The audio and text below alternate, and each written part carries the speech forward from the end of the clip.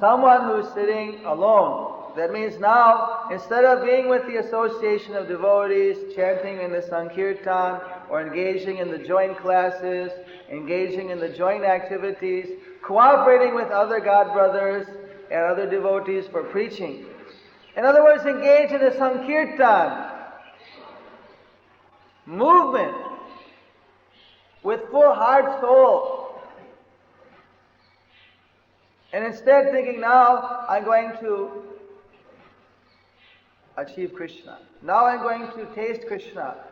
So Chaitanya Mahaprabhu, his followers, our Bhaktivedanta Swami Prabhupada, they have advised us to always stay in association of devotees, preaching, tasting the nectar of the Sankirtan movement, the Sankirtan rasa, the nectar of the Sankirtan, congregational chanting and preaching the glories of the holy name. Through book distribution as well as through preaching and singing the glories.